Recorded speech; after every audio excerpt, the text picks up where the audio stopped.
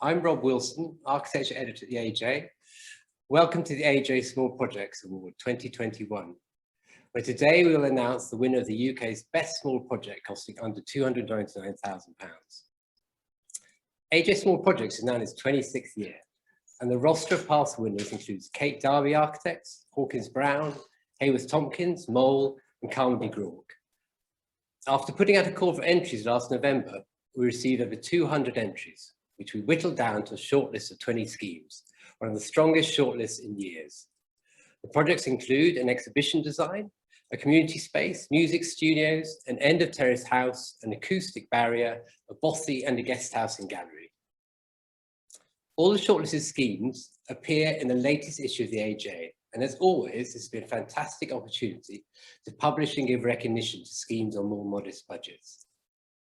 The shortlisted practices were each asked to put together a presentation for our distinguished panel of judges, who were this year Selina Mason, Director of Master Planning at Lend-Lease, and who's also an architect, Martin Edwards, Director at Martin Edwards Architects, and last year's winner, Fiona Scott, Director at Gort Scott Architects, Pedro Gill, Director at Studio Gill and Senior Teaching Fellow at the Bartlett, and Hattie Hartman, who's a Sustainability Editor at the Architects Journal.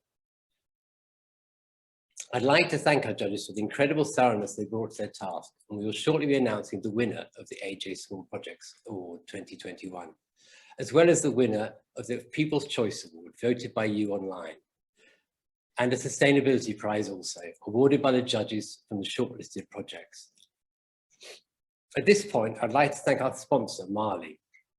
They've been our sponsor the last 11 years, and without their support, this event could not take place, so thank you very much to them. We're very pleased to have Paul Marshall from Marley with us today. We're also very pleased that two of our judges, Fiona Scott and Selina Mason, will be joining shortly to discuss the judging process and to give an overview of those qualities they look for in a small project. And before we speak with them, let's look at the 20 shortlisted schemes.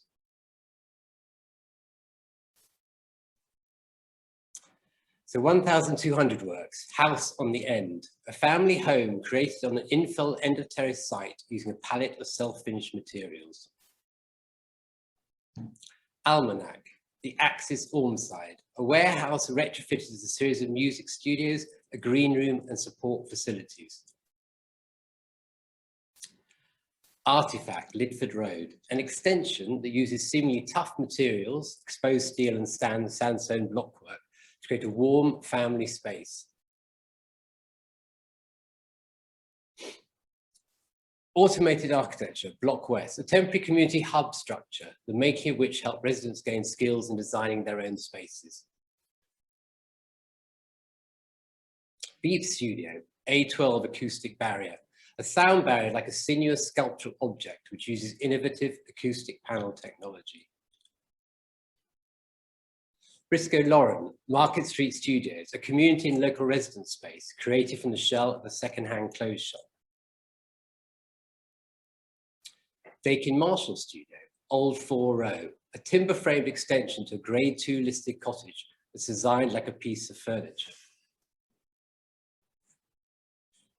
Eleanor Grierson, Field House, a timber-framed summer house that echoes the form of a classical temple.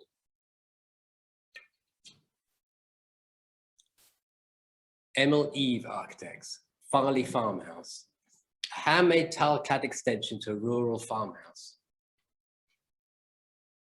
Greg Penny Architecture, Hebridean House, a contemporary take on a croft reusing a 19th century footprint. Knox Bavan, 1930s apartment, a flat transformed by the clever inversion of its plan and addition of built-in joinery. Nick Hill Architects, Garden House, a stripped-back studio-cum house in a back garden composed of two interlocking pavilions. Piercy and Company, Code Bothy, an experimental digitally designed and handmade brick shelter. Pritchard Architecture, Treadgolds, a retrofit of a Victorian stock shop reinvented as a community space. Rashid Ali Architects, Hargeisa Town Hall Waiting Room, a timber-framed veranda-like structure creating a new civic facility.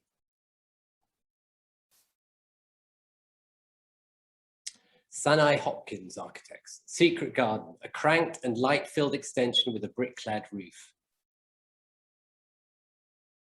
Sasa Works, Carrick Retreat, a multifunctional space for a therapist and artist constructed using a traditional green oak crux frame.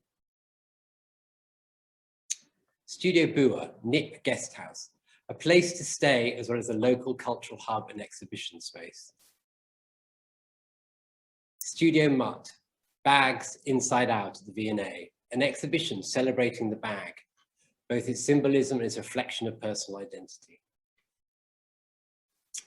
And Tax Studio, a small space for living in, a rework of a flat focused around a self-built piece of inbuilt joinery. As you can see, an incredibly varied and rich shortlist of projects. And before we announce the winner, we're very pleased that two of our judges, Fiona Scott and Selina Mason, are going to join us now to give us an insight into the judging process.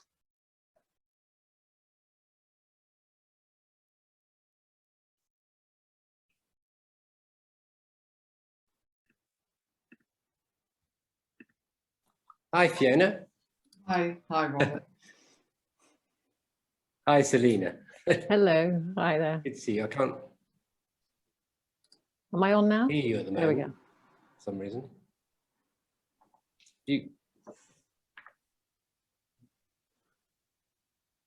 I do. You can hear me, can you? I can hear you, Selina. Yeah. I can see myself. And I'm unmuted.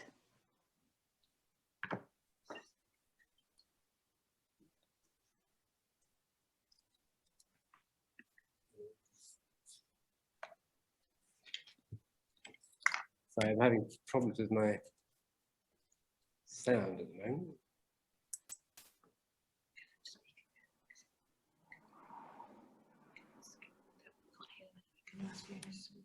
Yeah, Fiona, could you speak to say something? Sorry. Hi, Rob. Oh yes, good. Sorry, sorry. It's been it's slight technical issues. And Talina, you. Yes, can you hear me? Fantastic. Good. Excellent, good. There's been problems with that. Thanks for joining. Pleasure. So I just wanted to ask you, get a sort of overall impression of what you thought about the sort of range of the shortlist, the range of types of projects. I don't know if Selina, if you could kick off. Well, I mean, it's always a pleasure and privilege to see small projects like this, because it was quite astonishing, the range. They're kind of small but mighty, I would say, insofar as I think it's fair to say that most of the projects were all grappling with contemporary issues, whether that's about sustainable choices of materials, the impact of technology, social justice. You know, all of these themes, I think, were very evident in the projects. And, you know, obviously they're a really concise way of tackling some of these issues. So, so yeah, I was hugely impressed. I think the quality as well was outstanding, and obviously the choice was made that much harder because of that. Fiona, if you want to add to that. Yeah, well, I mean, I agree. It was as a practicing architect, it's very humbling seeing all the videos and seeing all of the you know, the kind of the tenacity and dedication of so many architects, sometimes on really quite modest projects. And I think that, I mean, generally a lot of the projects, there are a few exceptions, were sort of using really interesting kind of raw materials. There was a particular care for the environment, the environmental impact of the projects. It was interesting to see as well the application of design and construction technology on really quite small projects, dealing with sort of local trades and involving really widely available tech and products. So yeah, I think it was really good to see quite a wide variety of typologies here as well. And what do you think makes for a great small project? I don't know whether you've just sort of I mean, in a way, sort of what qualities were you looking for in a winner, or what were the sort of aspects? I don't know, Fiona, if you want to carry on. Well, there are a lot of different types. So it's obviously the sort of self-initiated projects and kind of co-created projects that are part of research or education, and then others that are done for private clients. So, you know, not comparing like with like, of course, but it was interesting that when we sort of boiled it down to a sort of short list between us, there was a huge amount of crossover, which I thought was fascinating. But I think for me, a kind of great winning project is really about being able to see this smaller project as part of a kind of bigger purpose or a bigger endeavor. And I think another point would be really engaging with all of the parties involved. So, you know, whoever happens to be most relevant, whether clients, users, people building it, and the ability to kind of bring extra value to them. And then also this, I mean, it's just sort of inevitable. It's not always the case, but typically a kind of economy of means and the ingenuity in being able to achieve a lot with a little. Yeah, I think that's, yeah, I agree with that. Yeah, it's sort of, it's the kind of thoughtful relationship, I think, between client, place and brief. I think where in a small project, those aspects become incredibly pertinent and clear, and you can see the better ones definitely bring those you know, the kind of resource envelope that you're dealing with, the limited means, and the conversation between you and the client and the place that you're dealing with. I think it becomes so kind of precisely grained on that project, and where it's really apparent, it's you know, you can see that conversation is really celebrated in the better projects. You know, nothing is really taken for granted, I guess. I mean, do you almost see like the constraints are almost creative in themselves? I mean, you know, in a way, the constraints of budget and brief are almost creative factors in some small projects, that they're sort of almost, I don't know, forcing ingenuity or something. I mean, personally, I find constraints quite inspiring. I still feel like one of the best projects I've done was like an absolutely tiny bathroom where everything has to be absolutely immaculately considered. But you know, the idea of designing without constraints kind of either kind of goes into fine art or becomes kind of loose and sort of hobbyish. So yeah, but I suppose in terms of small budgets, there's a sort of slight caveat, because I think when that extends to fees, to sort of fees, I think I have some sort of reservations about the underselling of architectural expertise, and you know, the way that architects will do huge amounts of unpaid work in order to get noticed. So there's a, you know, I think it works both ways. Yeah, I think that's right. To be honest, I think all good architecture is informed by and built out of constraints. You know, whatever the scale. But again, I think because the small project, that very acute conversation is so evident in the way that they're executed. I think it becomes sort of such a strong piece of DNA in a small project, and a good one at that. You know, I think it's, you know, constraint. I think Fiona's really bringing something to light that's very important here. I think the learning that you have as a practice when you're dealing with small projects around fees, the amount of energy and effort you apply to the project, and you know, the love and care that you dedicate at that scale. You know, and what's reasonable for your client to expect from you, and you know, how do you kind of build that project in a way that kind of does the right job, but at the same time doesn't sort of exploit either yourself or your staff, I think is really important. And again, that's something I think that was it was an important conversation that we had as a jury, and you know, the projects were amazing in these respects, actually, in terms of their kind of the care and dedication that was very, very evident. And you can see that you can see the learning as well at that scale. You know, that economy of means is all about learning. And obviously larger practices can't really do these small projects. You know, there is that other side to this story as well. They can only really be done by relatively small teams anyway. And so they're inevitably part of a learning exercise for the most part. Do you see that as, in a way, as sort of the importance of smaller projects to architects' practice, you know, in terms of something where people can actually potentially try things out? I don't know, take risks possibly on a smaller palette, you know, sort of, and just be innovative, but, you know, obviously in a more limited, well, yeah, again, in size, so that you can take those risks. I don't know if you. I mean, I think with our clients, we'd always be careful about using the word kind of experimentation.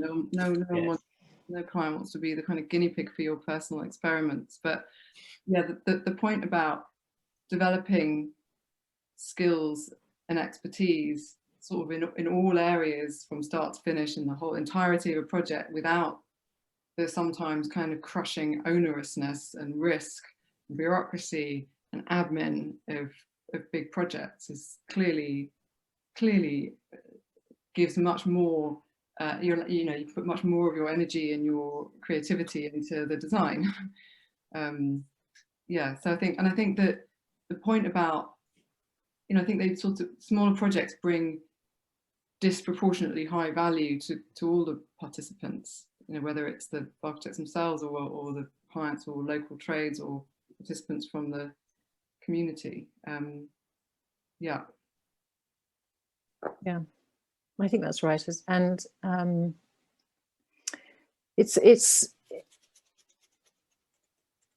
there's a lot of discipline, I think, in the smaller projects and learning through those, dealing with clients. I think in terms of risk, I certainly agree with Fiona that it's quite a delicate matter when you're talking to clients about such things. But certainly where you are your own client, you've got plenty of room for maneuver there. You know, your conversation with yourself is an interesting one on risk, and certainly that was evident in the list as well, that you know, those architects who were doing their own work would probably approach it quite differently as a result of working for themselves in effect rather than for a client. But certainly I think on the smaller projects, I would, you know, it's important, I think, to champion all those clients who sat behind all of these projects, you know, the preparedness to go with relatively smaller practices, and to, you know, we don't know what the conversations were like, but you can assume, like, always, I think, that good architecture does come from a conversation between the architects and the client. And obviously where architecture sings, that conversation is obviously creative and inspiring, one presumes, for both sides of that conversation. And you know, certainly we saw that, I think, a lot in this list, that clearly so much, not just the dedication and thought about the architecture from the architects themselves, but that clearly supportive environment that the clients were offering to them, encouraging them and creating an environment within which to celebrate amazing architecture, even at small scale, was fantastic to see. Great. Well, thank you both very much for those interesting insights. And because I think now it's probably about the time we're gonna get to the announcement of the winners. So firstly, the winner of the People's Choice Award, voted by you online, and the winner is Rashid. Oh, sorry, Rashid Ali Architects, Agesa Town Hall Waiting Room. So congratulations to you, Rashid. I think we had over 2,000 people voting up until the voting closed yesterday, which is fantastic. So thank you very much to all of you who voted. I'm now going to ask Fiona to announce the winner of this year's Sustainability Prize. Fiona. Okay. The winner of this year's Sustainability Prize is Block West by Automated Architecture Limited. So big congratulations to you. We decided as a jury to award the prize this year to the project for its exceptional social sustainability. We particularly enjoyed the way that it engages with the local community using digital processes. And through that co-creation brought new practical skills to local people as well as community cohesion. There's an example of architecture that goes beyond building, not as artifact, but as process. And it shows the social agency possible through practice. So now I hope we can hear from the winner themselves.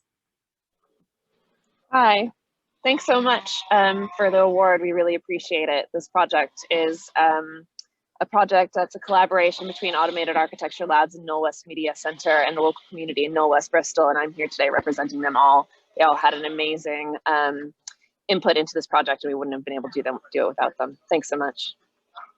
Brilliant. Congratulations. Great. Congratulations. I'm now going to ask Selena to present the winner of the AJ Small Projects Award 2021. Selena. Thank you, Rob. And the winner of the AJ Small Projects Award 2021 goes to Hargeisa Town Hall Waiting Room by Rashid Ali Architects. The jury felt that this project was compelling, a small scheme with a big impact. It's both architecturally ambitious and yet also deceptively modest intervention. A structure that makes a civic gesture through simple means, greatly improving its context, yet one also practically designed for assembly and disassembly. It's a project that seems to epitomize what AJ Small Projects is about. So congratulations to Rashid Ali and his team, and I hope we can hear from him.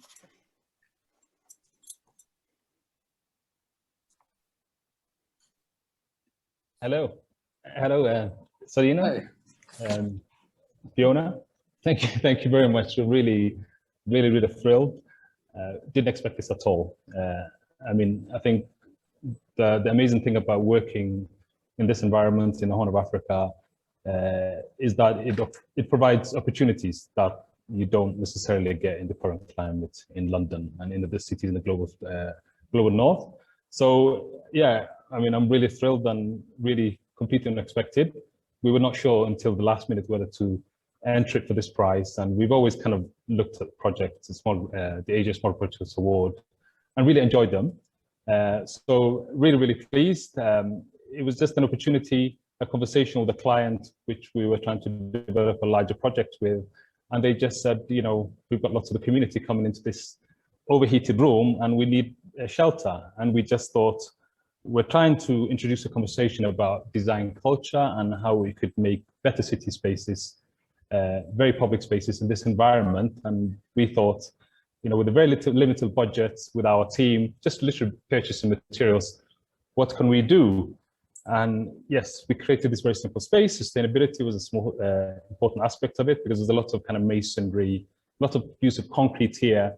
And we thought it'd be great to experiment with timber and to work with the community, and the material could be reused later on. So I'm really thrilled. Thank you so much to the jury and the AJ. Congratulations. Congratulations, yeah. Fantastic.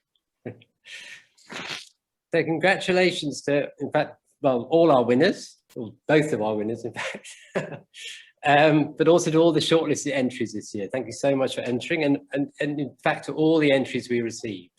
It really demonstrates the depth of design talent in the UK at the moment, which is fantastic. Just say all the projects are available to view online at the AJ Buildings Library. And it only remains me to thank the judges again, thank you so much, and to Marley, our sponsors, and also to all of you for attending.